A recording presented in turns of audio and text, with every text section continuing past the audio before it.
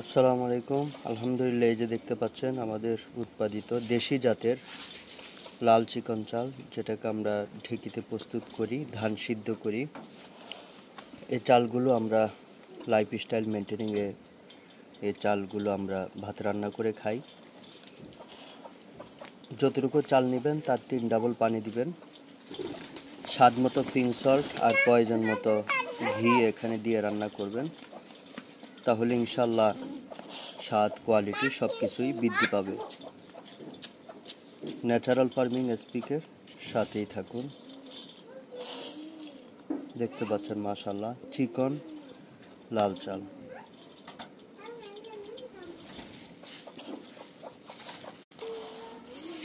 আসসালামু আলাইকুম। আলহামদুলিল্লাহ, এই যে দেখতে পাচ্ছেন আমাদের উৎপাদিত দেশি জাতের লাল চিকন চাল, যেটাকে আমরা ঢেঁকিতে প্রস্তুত করি, ধান সিদ্ধ করি। এই চালগুলো আমরা লাইফস্টাইল মেনটেনিংয়ে এই চালগুলো আমরা ভাত রান্না করে খাই।